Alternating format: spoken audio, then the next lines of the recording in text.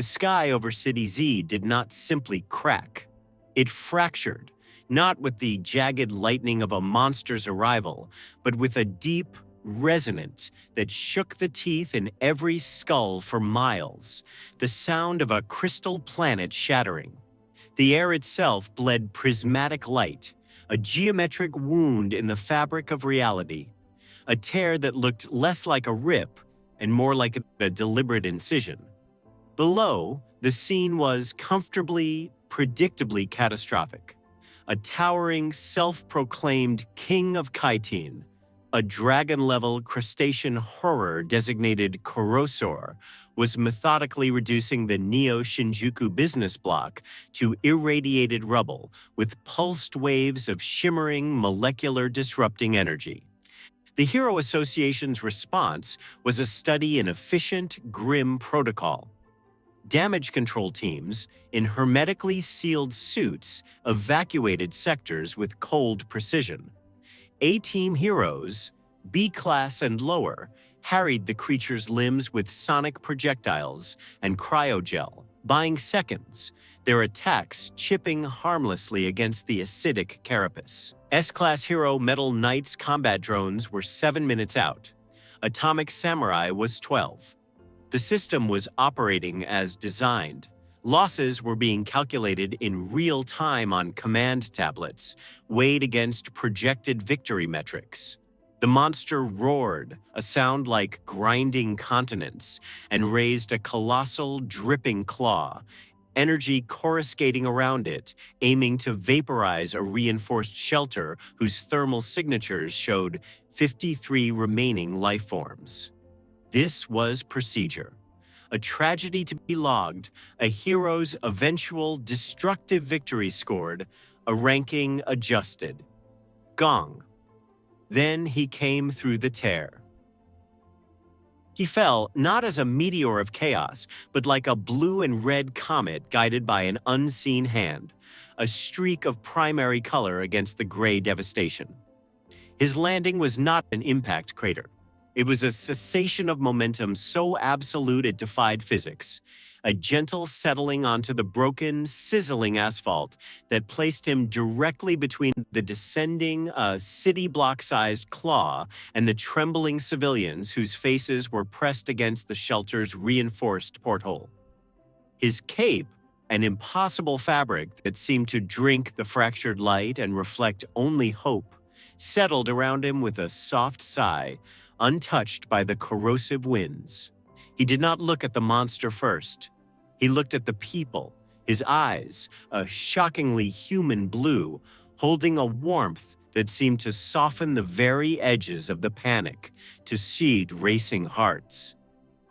"It's going to be all right," he said, and his voice carried without strain, not as a heroic bellow, but as a quiet, undeniable statement of fact heard by every ear as if spoken beside it. Then he turned. The monster's claw, carrying enough force to punch through a mountainside, slammed down. It did not connect with earth or steel. Superman stood, one shoulder slightly braced against the cavernous underside of the chitinous mass, his posture not of strain but of simple, unyielding support. He held up a weight that could crush a battleship. His boots did not sink into the molten street. The asphalt beneath them did not crack further. He simply held it. Corrosor screeched, a sound of pure mechanistic confusion, and reacted on instinct, blasting the interloper point blank with a concentrated stream of emerald bioacid, a liquid that had just moments before dissolved an entire alloy-framed skyscraper support. The fluid parted over his form like water over glass, sizzling and smoking harmlessly against the S-shield, running down his suit to eat into the ground at his feet. He did not flinch, he did not stagger. He looked up into the monster's faceted, furious eyes. What followed was not a battle. It was a systematic, breathtaking containment. He moved with a precision that seemed to slow time for observers, a ballet of absolute control amidst the chaos. He weaved through barrages of spine projectiles and disintegrating energy pulses, not to attack, but to position. He caught a whipping tail meant to bisect a fleeing evacuation transport, his grip stopping its momentum dead, and gently guided it aside. He redirected crushing pincers into empty lots, his movements a calculus of minimal collateral damage. A single half-melted office tower, weakened by the initial assault, began a groaning, catastrophic collapse toward a secondary shelter. He was there in a blur of red, a streak against the falling glass and steel. His eyes glowed, not with rage, but with focused intensity. His heat vision, a pair of brilliant, narrow beams, became a surgical scalpel. He sliced the falling 40-story structure midair, not into rubble, but into four massive, manageable segments, severing supports with millimetric accuracy. Then, moving faster than the debris could fall, he darted between them, his hands and body a cushion of controlled force, lowering each multi-ton segment to the ground with the delicate care of a mason setting stones. He returned to the monster before it could even reorient towards the new disturbance. Finally, he flew up, hovering calmly at its eye level. The creature, enraged beyond reason, tried to gore him on a spear-like facial horn. He moved his head an inch to the side, the horn passing harmlessly, and placed a single open hand on the cold, slick chitin of its forehead between its raging eyes. "You're terrified," Superman said, his voice low, carrying a resonance that vibrated in the bone. It held no pity, no condescension, but a profound, unsettling understanding. "I can hear your heart racing, all three of them. I can hear the chemical screams in your ganglia. This rage, it's not conquest. It's pain. A deep, old pain. Stop this. Let it end. Let us help you." The creature, for one impossible second, seemed to waver. The furious light in its eyes flickered, replaced by a shadow of something ancient and lost. A low, pained whine replaced the roar. Then, as if a circuit snapped, primal programming overrode the moment of connection. It roared again, a sound now tinged with desperation, and swung wildly, a final, all-out assault. Superman's expression shifted, not to anger, but to resolved sorrow. "I'm sorry," he murmured. Then he moved.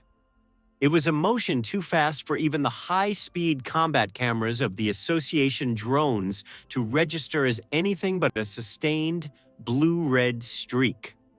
He did not throw a punch. He did not use his heat vision. He simply flew. A complex, three-dimensional pattern around the beast, accelerating to speeds that bent the air itself. A sonic boom echoed, not a single crack, but a continuous, low thunder. The monster was suddenly encased in a roaring, visible cyclone, a vortex of Superman's own making, compressing the atmosphere into a suffocating, immobilizing prison of hyper-accelerated wind. The corrosive mist around the creature was ripped away. Its limbs were pinned against its body. It struggled, the vortex screeching in protest, but it was like struggling in solid diamond. Within seconds, its eyes rolled back. It went limp, unconscious, held aloft in the eye of the artificial storm. He landed, the vortex dissipating with a final sigh, and carefully, almost tenderly guided the unconscious mountain of chitin to the ground, laying it on its side in the widest open space available. He turned to the stunned, sealed damage control teams, their weapons half lowered. "Its exoskeleton is porous near the tertiary joints, here and here," he said, pointing with unerring accuracy to spots teams had spent minutes scanning for. A sedative strong enough for a blue whale, delivered subdermally there, should work. Please, he added, and the word was so earnest it was disarming. Try to find a way to help it. It's not evil, it's sick and scared. Silence. A thick, total silence broken only by the crackle of distant fires and the hum of dormant drones. The heroes and officials simply stared. He had not killed it. He had not destroyed a single additional city block beyond what the monster had already done. He had prioritized absolute civilian and responder safety over extermination. He had spoken to it. He had diagnosed it. He had asked for its help and then asked others to help it. The system had no category for this, no protocol, no checkbox. The prismatic tear in the sky, as if its purpose was fulfilled, sealed itself with a soft whisper, leaving no trace but the strange, anachronistic man in the cape standing amidst the ruins. A ranking tactical officer from the association, his tablet glowing with frantic incoming data. Biometric impossibilities, energy readings that flatlined their sensors, power estimates that flickered between 0 and infinite, finally found his voice. He stepped forward, his own A-class armor feeling clumsy and futile. You identify. By the authority of the Hero Association, state your name, origin, and threat designation. His voice was a mix of raw, unwilling awe and deep institutional suspicion. Superman looked from the fallen monster to the stunned civilians now emerging, to the heroes whose expressions ranged from inspired admiration to outright, bewildered hostility. He took in the scarred, cynical landscape, a world where heroes were a calculated response and monsters a managed crisis. He offered a small, hopeful smile that felt alien here, a sunbeam in a bomb crater. My name is Clark Kent, he said, the simple human name hanging in the charged air. I'm a friend, and I'm here to help. Chaos of a different kind erupted. Not physical, but systemic. The association's networks scrambled. Threat-level algorithms returned null. Motivation profiles spun in infinite loops, rejecting altruism as a primary driver due to lack of precedent. Power ceiling assessments crashed, having tried and failed to model the energy required to create a stable atmospheric vortex without causing city-wide devastation. He had effortlessly, non-lethally subdued a verified dragon-level threat, an event that should have immediately seeded a new S-class file. Yet his dossier remained obstinately, terrifyingly blank. A symbol of hope, a paradigm of power governed by restraint, had entered their finely tuned system of conflict and ranking. And the system, for the very first time, had no box to check, no rank to assign, no way to process a savior who asked for nothing and broke all their rules to save everyone, even the monster. Cliffhanger, the Hero Association's central mainframe, after microseconds of analysis, output a single, unprecedented directive for the entity designated Superman, Clark Kent. Error, paradigm not recognized. Threat assessment indeterminate. Recommendation, containment and deconstruction of methodology, awaiting S-class executive review. Across the city, in a ruined martial arts dojo, a bald man in a yellow suit scratched his chin, a glint of peculiar interest in his eyes. And deep within the association's headquarters, a cold, logical intelligence known as the Predictor began running simulations on this new variable. Every single one, from first contact to extended interaction, resulted in the same cataclysmic system-wide collapse. It had no ranking for him, and so it decided he could not be allowed to remain unranked. The symbol had entered the system. Now the system would either break or break him. The sterile, echoing corridors of the Hero Association's main headquarters had never hosted a presence quite like his. Dubbed the Visitor, a temporary designation that stuck due to bureaucratic inertia, he stood as a quiet enigma in the epicenter of organized heroics.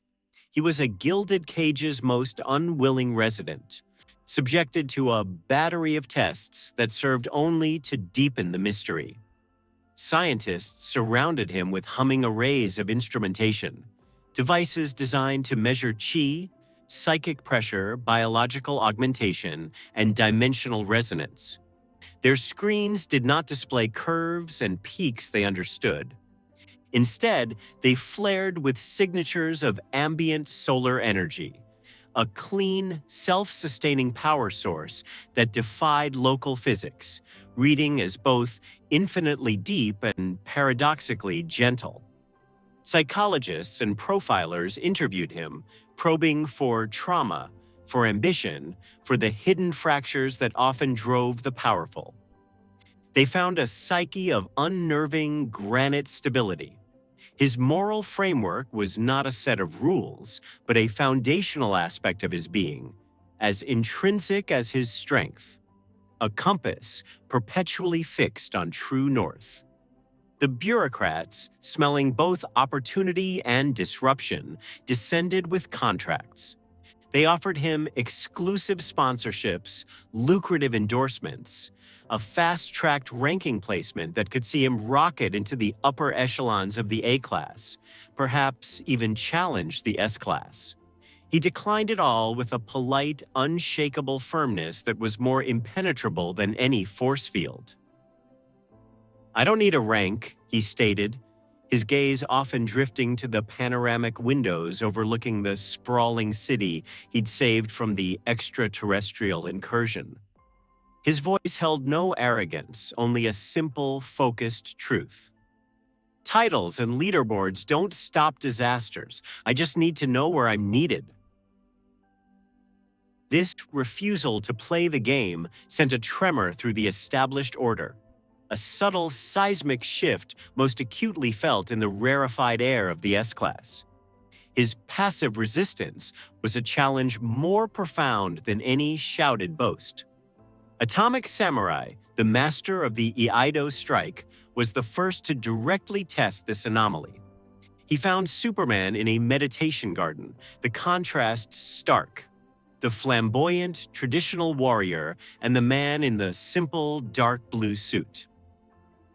"A visitor deserves a proper welcome," Atomic Samurai declared, his hand resting on his hilt. "A sparring match to gauge your edge, your worth." Superman met his eyes, seeing not malice, but a rigid code of hierarchy where strength dictated position.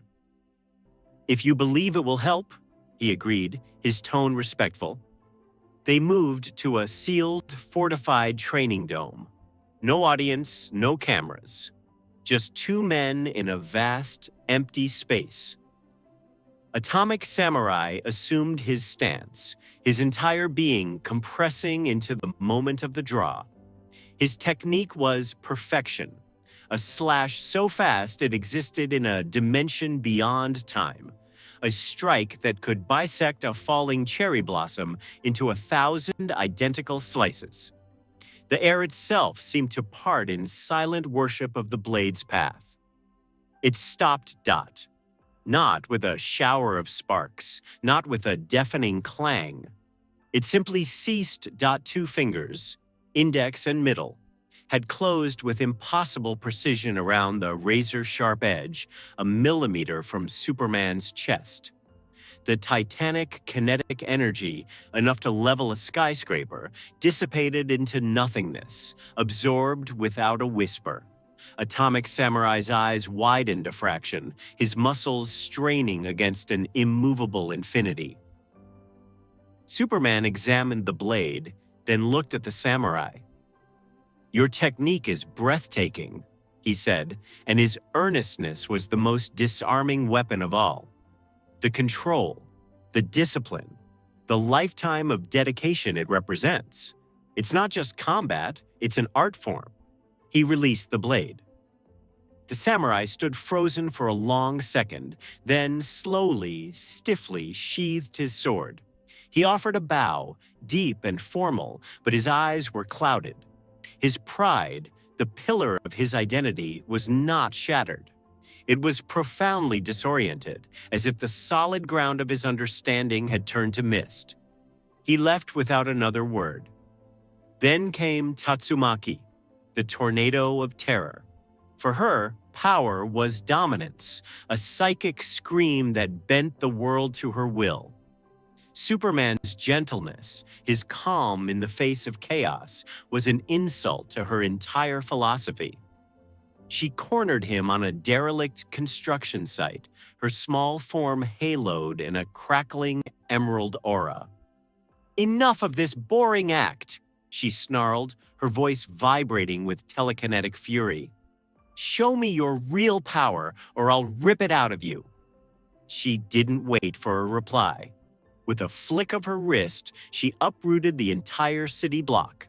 Twisted I-beams, shattered concrete slabs, parked cars, and foundation rubble, lifting millions of tons of debris into a swirling maelstrom centered on him. "Defend yourself," she screamed. He didn't quote T. Instead, comma. He moved through it. He became a blue and red streak weaving an intricate tapestry of rescue within her storm. He caught a terrified calico cat moments before a girder would have crushed it, placing it gently on a distant fire escape. He slammed a supportive column into a buckling foundation, preventing a secondary collapse. He redirected a runaway bus, its brakes failed, that had been rolling unseen into the path of her chaos, guiding it to a safe stop with a gentle nudge. The assault ended. The debris settled in neat, non-hazardous piles. Superman floated up, his cape barely stirred until he was at her eye level. On his face wasn't anger nor triumph, but something akin to poignant admiration. "Your power is incredible," he said, his voice carrying perfectly in the sudden quiet. "The sheer scale, the fine control you must possess to even attempt this. It's a gift beyond measure." He gestured to the now secure site below. "Imagine what you could build with it." Tatsumaki stared. Her rage, a constant furnace within her, didn't vanish, but it cooled, smothered under a wave of frustrated, utterly bewildered incomprehension. He had treated her ultimate attack as a list of problems to be solved. With a final, sharp shh, she vanished in a gust of wind, leaving only swirling dust and her own profound irritation behind. Public opinion, fed by a relentless media cycle, fractured. One channel played looped footage of Superman at a factory fire, walking through inferno hot flames with a reassuring smile, cradling a soot-covered child in his arms. The headline screamed, "A true hero, the visitor brings hope." Another network ran ominous panels with scowling pundits. "Why does he hold back?" demanded one. "What is he hiding? True strength doesn't negotiate." Another criticized. "He subdued the deep-sea king but let it live? He talked down the mole monster? This is weakness. Monsters must be eradicated." The world, accustomed to the flashy, destructive finishes of heroes like Metal Bat or the decisive, brutal victories of the S-Class, struggled to parse Superman's methodology. His restraint was labeled hesitation, his compassion a strategic flaw. In the fluorescent glare of a discount supermarket's canned goods aisle, Saitama paused, a dented can of beans in each hand. On a small, static flickering TV mounted above the noodles, the news showed a live feed. Superman was on the ledge of a 50-story skyscraper, not holding a struggling figure, but simply sitting, talking. After several minutes, he stood, placed a hand on the distraught man's shoulder, and walked him calmly back inside through the shattered window. Janos, beside his master, his optic sensors recording and analyzing, took furious mental notes. Master, his power output extrapolated from the City Z orbital threat incident suggests physical capabilities that could potentially rival your own. However, his application is radically inefficient. It is inextricably tied to an external, self-imposed moral code that limits response vectors by an average of 74.3%. It prioritizes non-lethal resolution and collateral damage minimization over decisive threat termination. It is a fascinating, if severely limiting, variable in his combat algorithm. Saitama looked at the screen, at Superman's earnest, hopeful face as he handed the jumper over to paramedics. He blinked once, slowly, his usually placid features showing a flicker of something, not interest, but a faint recognition of an entirely different wavelength of being. "Huh," he grunted. "He seems really serious about it." And then the cosmic anomaly on the screen, already processed and filed away as not a sale, he returned to comparing the unit prices of two brands of mixed beans. The existential weight of absolute power versus absolute morality, no match for the practicalities of a tight grocery budget. The cliffhanger, when it came, did not roar from the sky or burst from a monster lair. It emanated from the silent, deep bones of the planet itself. A low, tectonic groan, felt in the stomach before it was heard by the ears, reverberated across the continent. It was the sound of the Earth in agony. Seismographs worldwide went berserk, not with the sharp jag of an earthquake, but with a slow, terrifying rising line. Off the coast of City J, the ocean began to boil. Not from heat, but from the sheer, inconceivable mass of something rising from the abyssal plain. The sea level itself seemed to drop as a continent of ancient rock and fossilized malice breached the surface.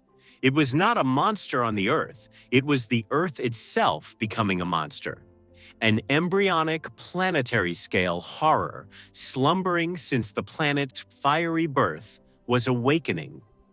The Hero Association's disaster-level system, that cold calculus of catastrophe, ticked past Dragon. It hesitated, shuddered, as its algorithms short-circuited before settling on a classification they had theorized, feared, but never officially used. The word flashed on every screen, every phone, every digital display in blood-red, pulsating letters that seemed to bleed light. God. Panic was not a strong enough word. This was the system acknowledging its own ultimate failure. Every hero from C-Class to S-Class received the simultaneous, screaming mobilization order. Every weapon system was activated. Missile silos opened. Secret prototypes were rolled out, and every hero who could stand prepared to face oblivion. On a rooftop, Superman watched the horizon where the sky met a now churning, unnatural mountain range of living geology. He heard the global cries of terror, the shudder of mobilization, the silent prayer of billions. He looked at the sky as if drawing strength from a distant yellow sun, then back to the cataclysm taking shape at sea. For the first time since his arrival, his face showed not a trace of doubt, of gentle reassurance. It was set in lines of solemn, steely resolution. The quiet conversations, the finger trap blocks, the patient rescues. The time was over. This was not a threat that could be talked down, redirected, or contained. This was a force of elemental extinction. The cliffhanger hung in the sulphurous air.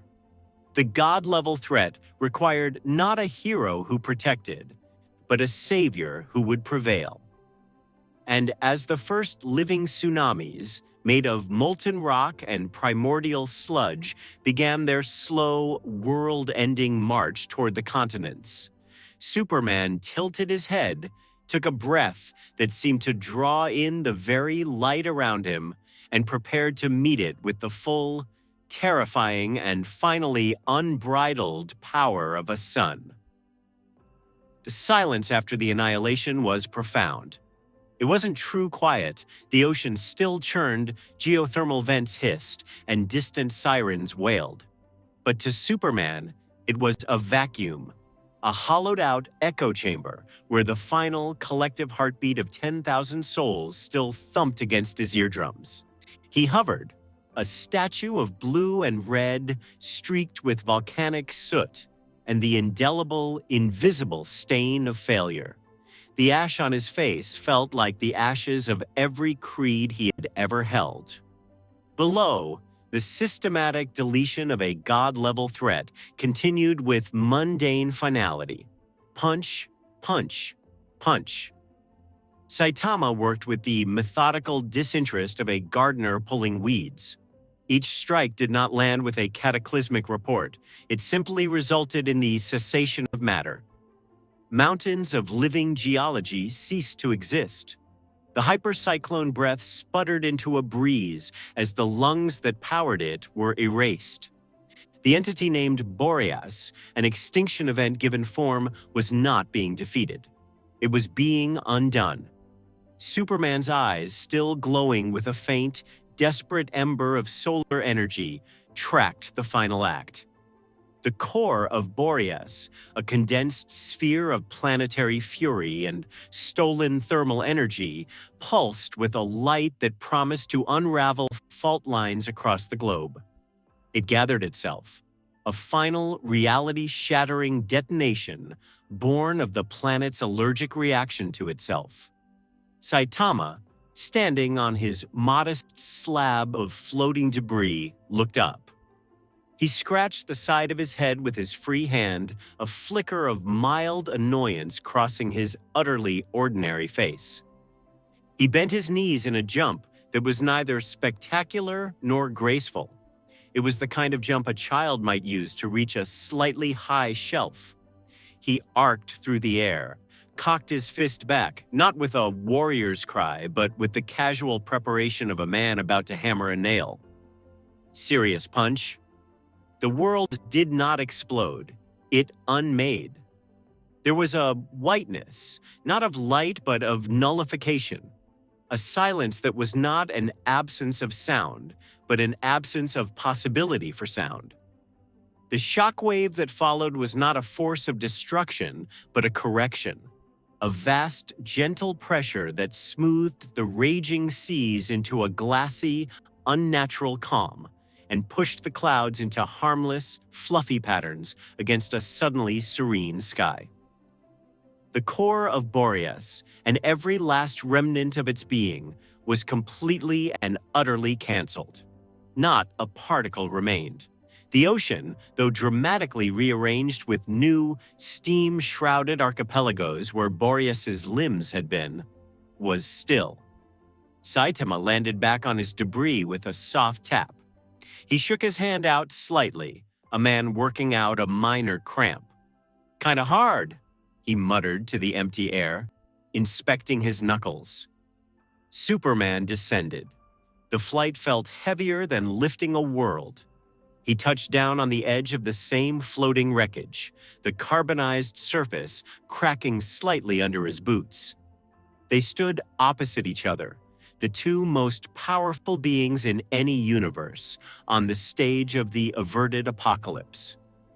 One was a monument to striving, his suit torn from containing a nuclear meltdown, his cape frayed, his body smudged with the grime of a planet's agony and the psychic residue of lives he could not clutch tight enough.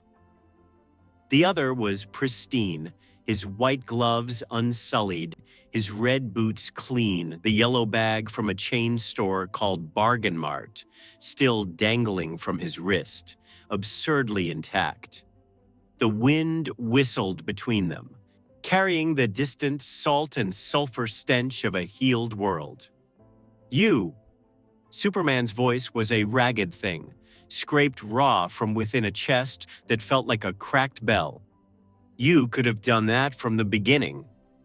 Saitama looked at him, not with pity, not with judgment, but with a blank, unblinking focus that was somehow more disconcerting than any glare.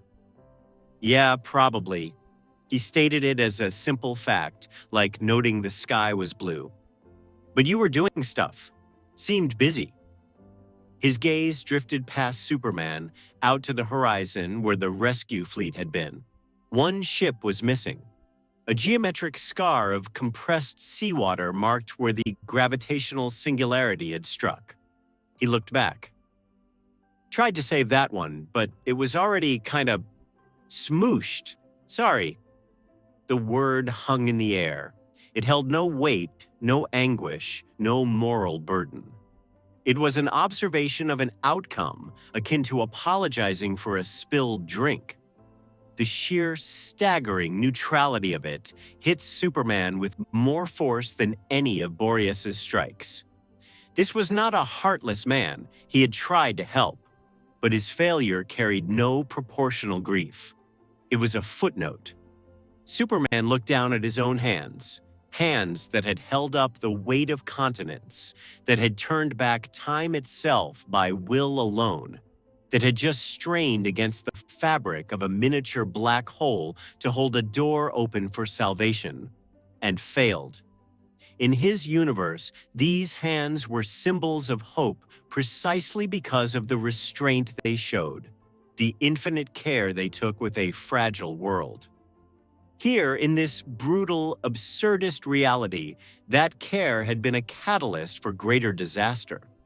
His morality, his very identity as a protector, had created the opening that led to 10,000 deaths. He had chosen triage over the kill shot, and the universe had punished that choice with exquisite logical cruelty. The math of this reality was now horrifyingly clear. Power in the world of One Punch Man was not a tool for safeguarding. It was a binary switch, on or off, sufficient or insufficient. There was no gradient of enough if I try hard enough, no spectrum where holding back was a virtue. Holding back was a signal to the cosmos to escalate the threat. Restraint wasn't noble, it was a provocation, a liability that got people killed. Saitama yawned, a wide, unforced gape. Well, that was a thing. He shifted his grocery bag. I should get these home before the ice cream melts. It's the premium kind. He prepared to leap away. This man who had just erased an extinction event with a single, slightly annoyed punch, concerned with dairy-based deadlines. Wait! The word left Superman's lips before he could stop it, freighted with a century of Kryptonian conscience and human upbringing. Saitama paused, one foot slightly raised. Superman met his eyes. The question wasn't about power, or technique, or where he bought his suit. The question was the only one that mattered, the one that had just been burned into his soul. How do you live with it? Saitama tilted his head. Live with what? The knowledge that if you hesitate, if you hold back, people die because of your choice. That your power comes with an absolute requirement to use it absolutely. That there is no room for mercy in the equation. For the first time, a flicker of something resembling understanding, not empathy, but a recognition of a completely different operating system, passed over Saitama's face. He shrugged, the gesture encompassing the calm sea, the cleared sky, the entire simplified world his power enforced. You just do, or you don't. Mostly, I just do the punches. The rest... He glanced again at the spot where the ship had vanished. Is kinda noisy. Gets in the way of the grocery shopping. And with that, he was gone. A faint whoosh, the only evidence of his passage, leaving Superman alone on the floating debris. The sun broke through the dispersing steam, its yellow light bathing Superman in a warmth that now felt alien, a fuel for an engine whose design was suddenly obsolete. He looked at the tranquil, post-apocalyptic world around him. He had given everything, his strength, his speed, his ethics. He had broken his own rules, intervened on a global scale with terrifying force, and it had not been enough.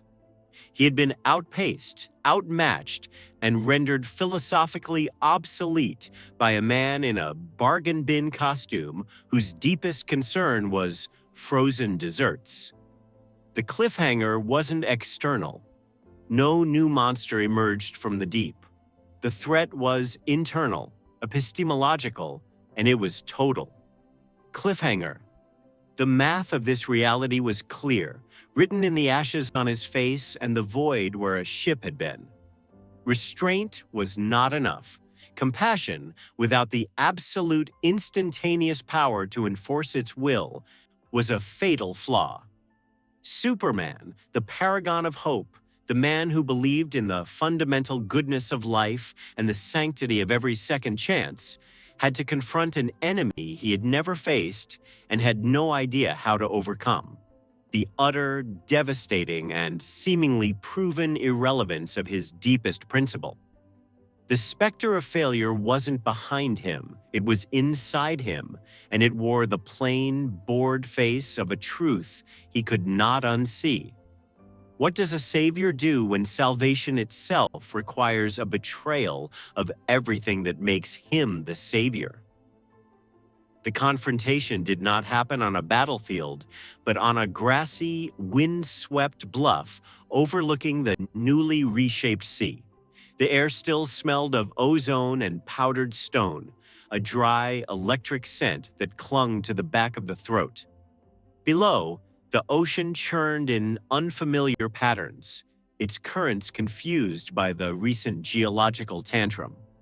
Superman found Saitama there, not in a heroic pose, but sitting cross-legged on a weathered boulder, staring at the sunset with his usual placid disinterest. The crimson and orange light painted his simple yellow jumpsuit and blank white cape, making him look like a child's discarded toy. "We need to talk," Superman said, his voice calm but layered with tectonic pressure. It was the voice that had halted wars and reasoned with the gods. Saitama didn't turn. The wind ruffled the short black fur of his head. "Sure," he said, the word almost carried away by the breeze. "Gino says you're a really big deal from another dimension or something." "Cool."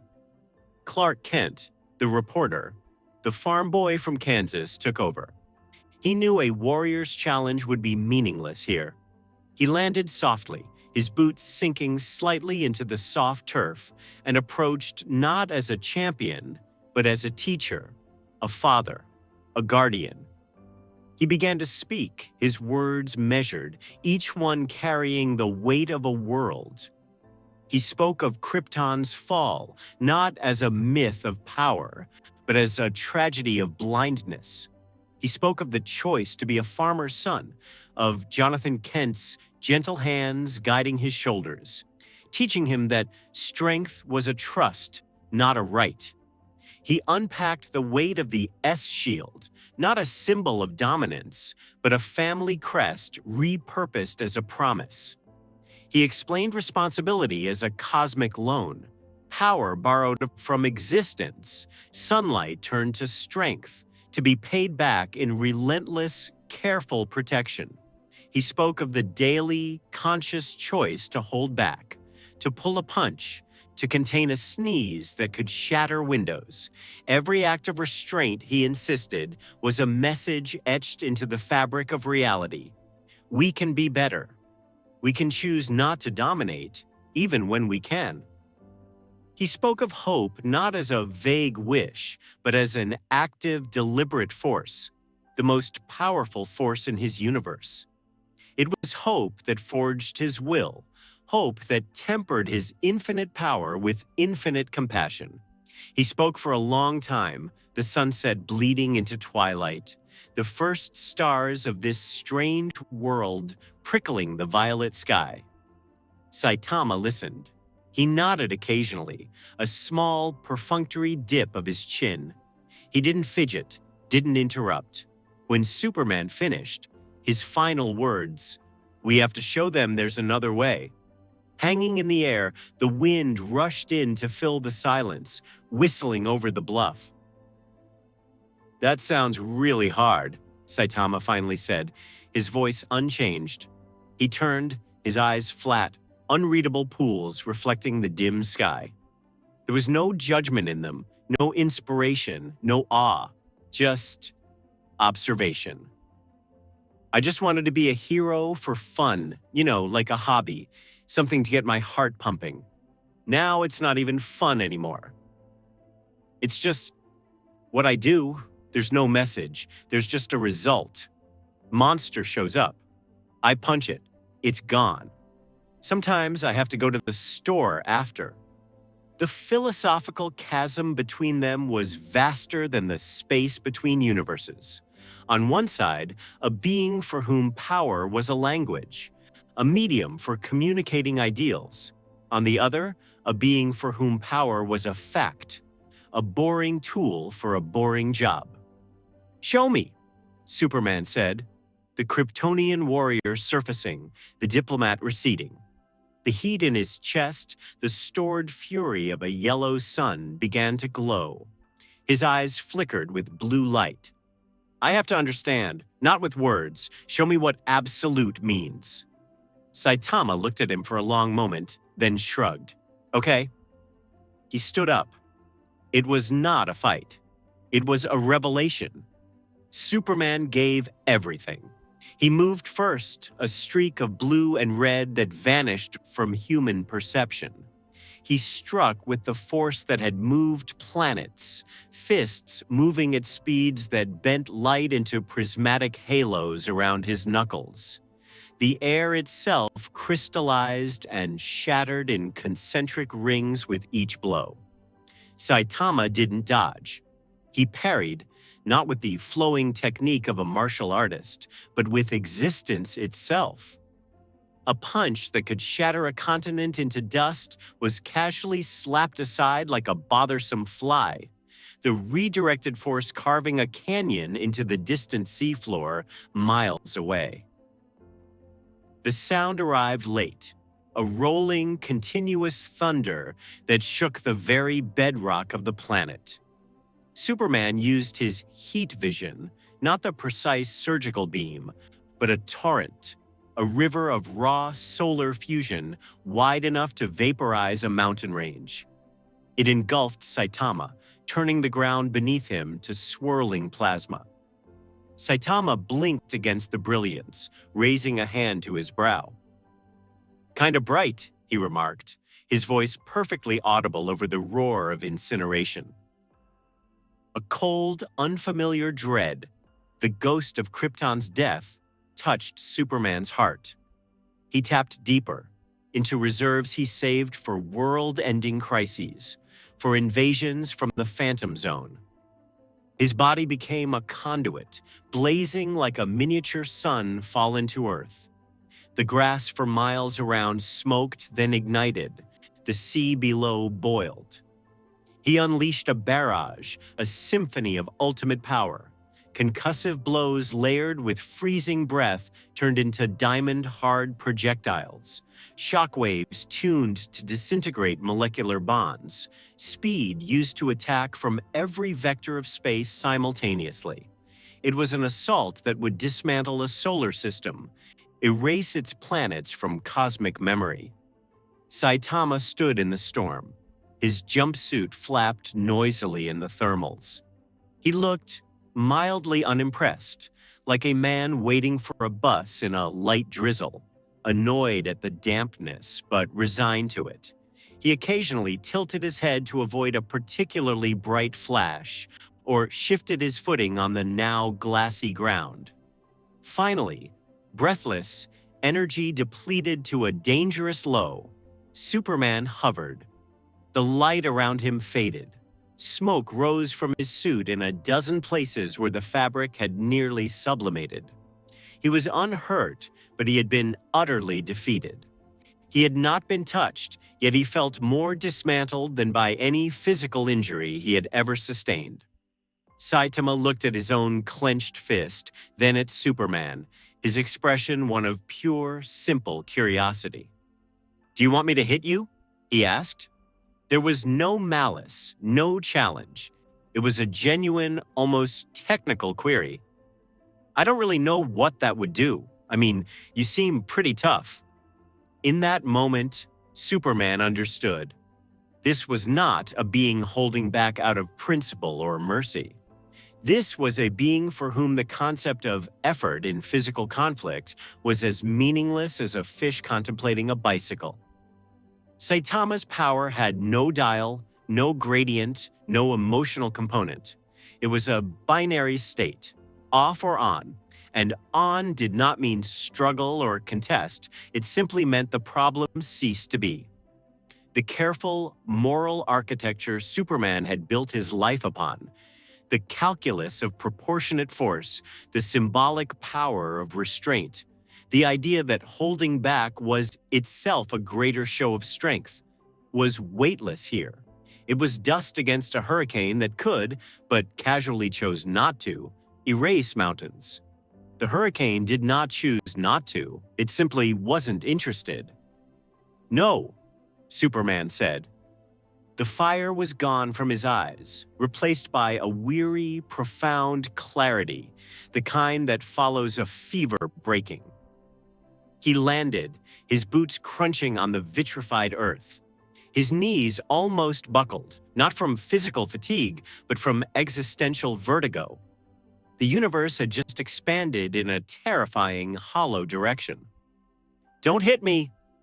He met Saitama's gaze. "You don't try at all, do you? Not even a little." "I tried getting to the supermarket sale on time yesterday," Saitama said, turning back to look at the last sliver of sun on the horizon. The world was dark now, lit only by starlight and the cooling glow of the devastated bluff. They had a 3-for-2 deal on instant noodles, missed it by 5 minutes. That was actually tough. Had to settle for the regular priced packs. Superman almost laughed. It was a hollow, aching sound, torn from a place deeper than his lungs. He had faced the truth, and it was not a dark lord or a cosmic destroyer. It was a bored man in a discount costume.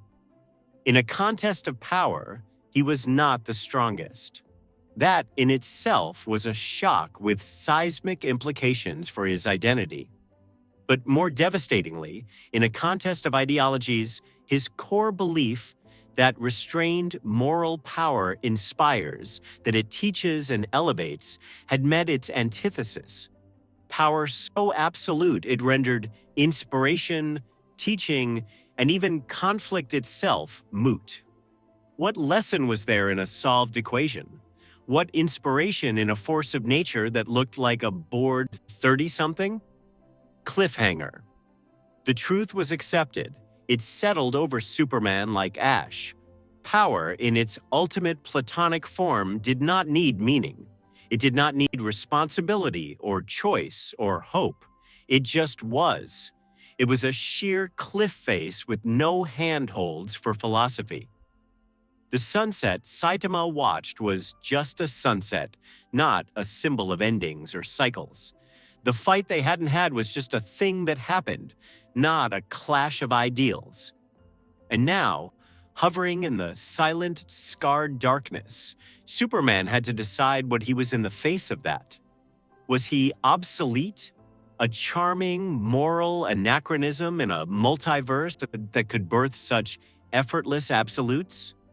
Was his lifelong struggle, the balancing act, the constant choice to be good, just a complicated dance performed before an audience that included a being who couldn't even see the stage? Or was the chasm itself the answer? was the very fact that Saitama's power lacked meaning. The final, brutal proof that meaning had to be forged, not found. That his struggle was the point. He looked at the stars, not of Krypton, but of this random, bruised world. He had to decide, not as a victor or a vanquished, but as a man standing alone on a cold bluff, with the wind whispering a single, relentless question. When power is meaningless, what is left to be? The weeks that followed were a quiet apocalypse for Clark Kent. It was not the apocalypse of destruction. That was over in an instant, a single decisive sigh. No, this was an apocalypse of meaning, a slow, seismic unraveling of every foundational truth he had built his life upon. He moved through the world of One Punch Man as a ghost, a spectral observer to a new cosmic order. He watched cities reassemble themselves from the ashes of Boreas with an eerie, bureaucratic efficiency. He watched him, Saitama. Clark witnessed a parade of catastrophes that would have defined eras, that would have been ultimate trials for any universe's greatest heroes. A cosmic virus that rewrote DNA into abstract art. A dimension-eating amoeba that oozed through the skyline, dissolving the concept of space. A reality-warping poet whose stanzas turned soldiers into sonnets and skyscrapers into haikus. Each cataclysm was met with the same bored punctuality. Saitama would arrive, often slightly late due to train delays or supermarket sales. A single mundane motion would follow. A casual jab, a disinterested swing, a flick. The ontological threat would cease to be, not with a bang, but with the anticlimactic pop of a soap bubble. The world was saved, again and again, but it was a world saved by a natural disaster in reverse. A tornado that, instead of scattering houses, neatly reassembled them. There was no inspiration in it, no hard-won lesson, no uplifted spirit. The public's reaction had curdled from initial awe into a kind of bewildered, transactional gratitude. Headlines were no longer, "Saitama saves us," but "Unidentified bald man resolves situation." The conversations were snippets he overheard with super hearing. "Oh, he did it again. Guess the wait's over. Wonder what's for dinner." Then they moved on, and Saitama would walk home, his yellow-clad Beiying swallowed by the indifferent crowds, anonymous, uncelebrated, utterly unmoved. Superman helped. He threw himself into the aftermath with a fervor that was, he realized, a form of desperate prayer. He lifted mountains of rubble atom by atom. He used his heat vision at a microscopic precision to cauterize alien plagues and his freeze breath to preserve fragile ecosystems. He reunited families, his face a consciously gentle mask of reassurance.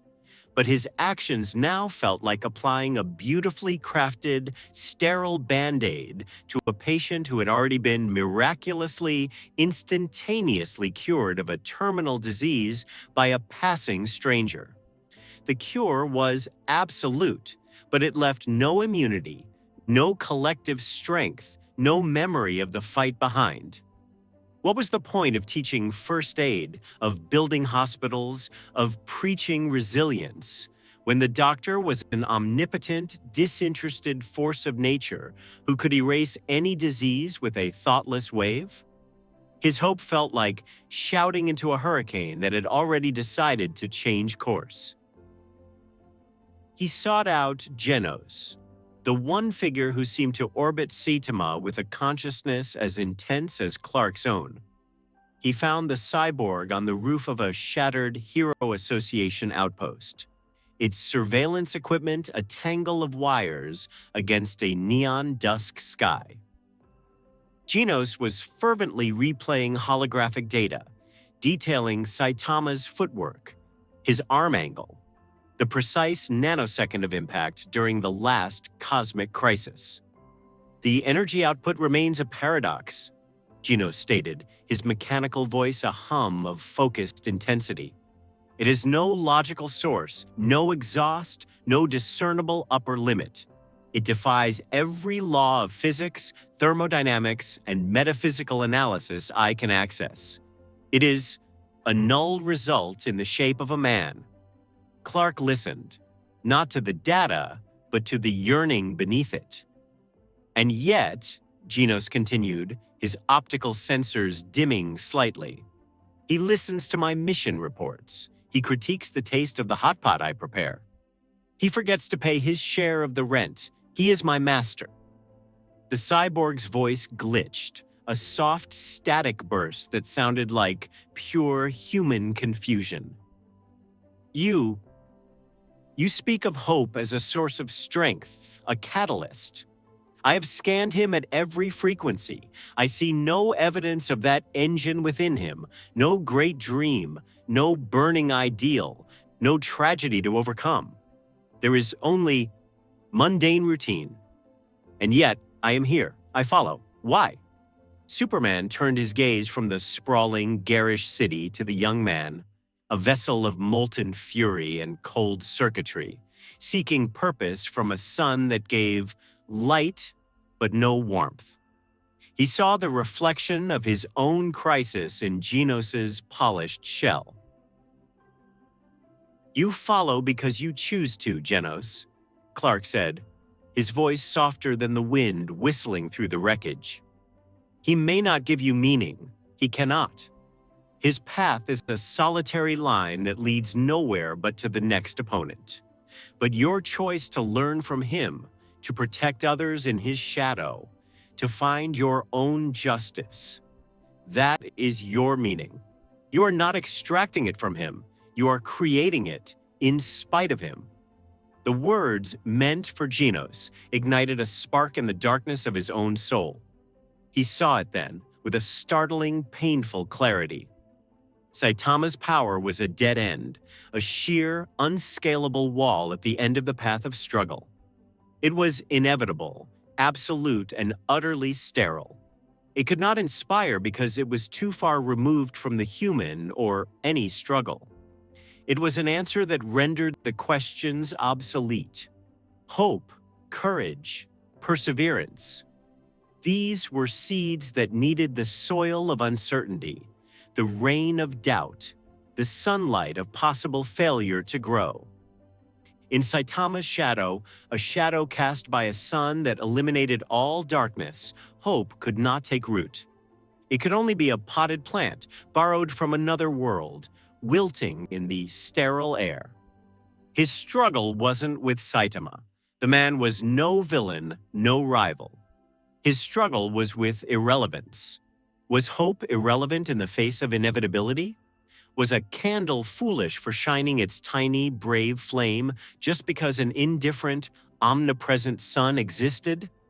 Was the act of carrying a quaint absurdity when absolute, effortless power could negate any reason for care? Haunted, Clark returned to the one place that represented his failure. The impact site of the alien vessel he couldn't save, the one Saitama had obliterated. The crater was now a cleared, silent lot, and there, on a makeshift fence of twisted metal, he found a memorial. Not to Saitama, not to the world-altering punch. It was a child's drawing, laminated against the weather, taped to the metal. It depicted a clumsy, bright blue and red figure, arms outstretched, carrying a gray-haired stick figure to safety. The lines were crude.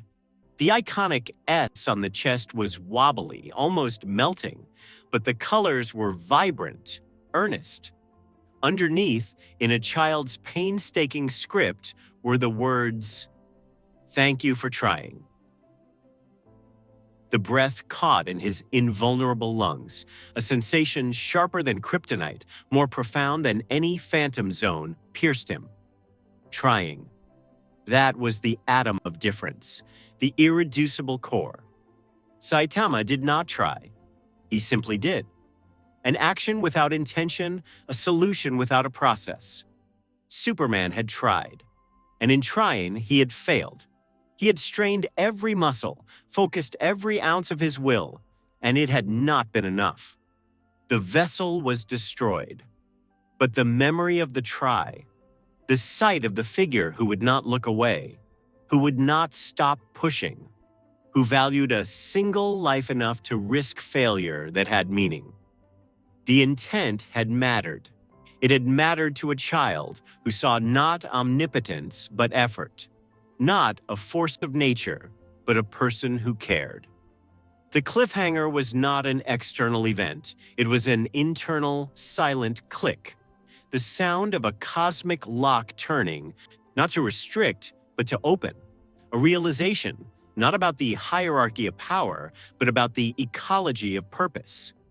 The sun existed. It always would. It was vast, necessary, and it lit the whole sky, but people still needed candles. For the intimate, close-up darkness the sun could not touch. The darkness under a bed, inside a closet, within a grieving heart. For the warmth that was near, personal, and kind. The sun did not sit with you in the night. A candle could. He could not be the sun in this universe. That role was taken, occupied by an indifferent, omnipresent star named Saitama. His light was blinding, total, and it left no room for other sources. But he could be something else. Something this universe, in its efficient, brutal balance, had forgotten how to make.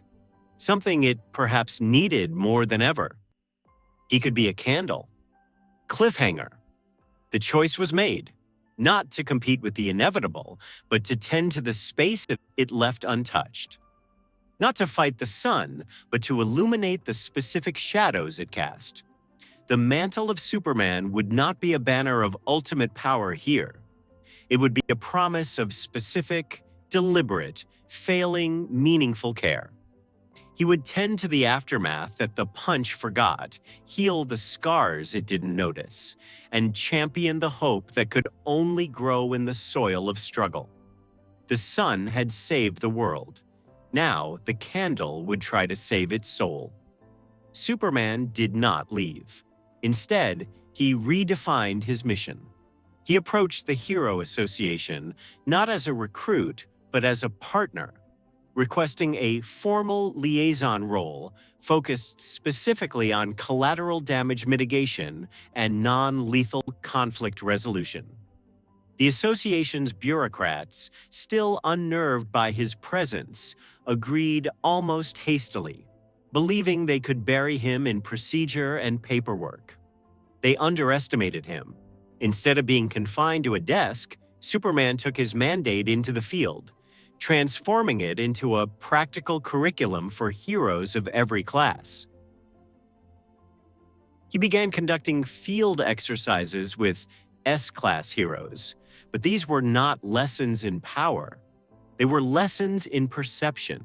He taught them to listen, to use their extraordinary senses not only to track enemies, but to hear the fragile heartbeat trapped under mountains of rubble, to distinguish the whimper of a scared child from the growl of a monster. He demonstrated that true strength lay in discernment. One afternoon, he walked with Tank Top Master through the skeletal remains of a city block after a monster attack. Where Tank Top Master saw only wreckage to be cleared, Superman pointed out the delicate stress fractures in a half-collapsed museum annex. He didn't just help him brace the wall with immense strength. He explained the physics of load distribution, how to channel force to stabilize rather than shatter. Together, they preserved not just the building, but the irreplaceable history inside. An act of saving that went beyond the immediate. He found Puri Puri prisoner in the aftermath of a violent confrontation, the monstrous foe already defeated. Puri Puri was confused when Superman knelt beside the injured creature, applying pressure to a bleeding wound. Compassion for the victim does not require the absence of force, Superman explained, his voice calm amidst the chaos. But mercy for a surrendered foe, that is a choice. And choices like that are a different kind of strength. It was a revelation for the prisoner hero, who had only understood love as passion and violence as expression. Superman became a guide. His presence was no longer that of an unstoppable foreign force, but of an unwavering principle made flesh. He worked alongside C-class heroes on mundane patrols, his massive frame lifting cars off civilians with the same care one might lift a baby bird. His participation was a quiet, powerful statement. No rescue is too small, no person too insignificant for a true hero's attention. The public began to see the difference. The symbol of hope was redefined. He was not the fist that ended the war. He was the hand that pulled you from the rubble after the ceasefire. He was the steady voice on a smoke-filled street, assuring a lost child that the world was still here, still worth rebuilding. He was the calm in the unnatural storm, a reminder that protection was more than destruction. He sought out Genos frequently. Their conversations shifted away from power levels and combat data. Superman spoke of journalism, of the ethics of truth-telling he'd learned at the Daily Planet, of the simple, grounded morals of Smallville. He helped the fiery cyborg refine his targeting systems, not to increase explosive yield, but to minimize fire spread, to better identify and avoid civilian heat signatures amidst the infernos of battle. One evening, they stood watching Saitama on a distant hill, the caped Baldy swinging vainly at a persistent mosquito. "Your master may give you power," Superman said to Genos. "He may show you a path to absolute strength. But your heart, Genos, that is yours, and it is a hero's heart. Never let the pursuit of the absolute obscure the human within you, or those you fight to protect." Genos said nothing, but the intense blue light of his optical sensors seemed to soften, just for a moment, in contemplation. The final scene unfolds on that same seaside bluff, weeks later. The sun has dipped below the horizon, painting the sky in shades of violet and gold. Superman stands, a statue of cobalt and crimson, watching the city lights begin to twinkle on, one by one, like earthbound stars. The rhythmic crash of waves below is a constant, soothing drumbeat. Saitama walks up beside him, hands buried in the pockets of his yellow jumpsuit. The wind tousles his short cape. "You're still here," Saitama says. "It isn't a question, just an observation." "I am," Superman replies, his gaze never leaving the city. "People are talking about you," Saitama continues, his tone flat as ever. "The teacher. The guardian. Sounds important." Superman finally turns his head, a small, thoughtful smile on his lips. "It's not about being important, Saitama. It's about being present." Saitama is quiet for a long time. The wind fills the silence, rustling both their capes, one a vibrant symbol, the other a practical afterthought. "I think I get it," Saitama says, though his voice suggests he is grasping the concept as one might grasp the idea of a distant galaxy. Understood in theory, but infinitely far from lived experience. "You're doing the stuff I can't do." The smile on Superman's face widens, becoming real, warm, and full of genuine understanding. "And you do what I cannot do. We have different roles." Saitama nods, a single, solid bob of his head. "Cool." He turns to walk back down the path, then pauses, looking over his shoulder. "Hey, there's a sale at the supermarket. 50% off beef. If you eat." "I'd like that," Superman says, the warmth lingering in his voice. Saitama gives a small, almost imperceptible nod and walks away. His silhouette, simple and unadorned, shrinks against the darkening landscape until it is swallowed by the twilight. He is unchanged, absolute, a force of nature casually walking home, untouchable and untouched by the world's complexities. Superman watches him go. He then turns his blue eyes back to the sprawling city. He listens. He hears the million heartbeats, the steady rhythm of a metropolis at night. He hears the murmur of life, a couple arguing, a family laughing over dinner, a student studying late, the soft crying of a baby, the joyous shout from a television screen. He hears the struggles and the joys, the mundane and the magnificent symphony of existence. And then, clear as a bell amidst the cacophony, he hears a young girl, somewhere in a modest apartment, telling her mother with earnest excitement, "I want to be a hero who helps people, like the visitor does." Final monologue. Narration. Superman had always believed that power should inspire, that its purpose was to lift others up, to show them a better way. This world, however, did not wait to be inspired. It was saved, again and again, by a power that asked for nothing, meant nothing, and changed nothing. Saitama's strength was a final, silent answer to every question that brute force could ever ask. An answer so complete, it rendered the questions moot. Saitama did not save people to teach them a lesson. He did not save them to forge a symbol or build a future. He saved them simply because the threat was there to be eliminated. It was a pure, almost innocent act of effortless consequence.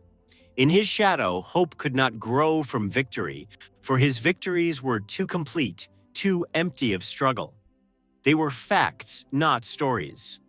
There was no narrative of triumph against odds, only the quiet, anticlimactic click of a problem being switched off.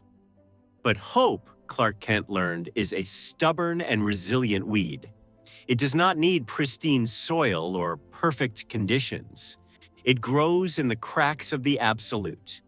It flourishes not in the absence of struggle, but in the midst of it, in the trying. It lives in the space between the unstoppable force and the immovable object, in the care taken when indifference would be easier. He could not be their strongest. That title was forever held by a man in a yellow suit who bought discount groceries. So Superman became their best. He became a living reminder that before a problem is erased, it can be understood. That before a monster is destroyed, it can sometimes be heard. That strength is not only for ending threats, but for bearing the profound, often heavier weight of compassion, especially when ending them would be far, far easier. The Man of Steel learned humility not from a stronger fist, but from a universe that did not need his symbol. A world that already had its ultimate answer. And in that humility, he found his true purpose. It was not to fight the inevitable, nor to outshine the absolute.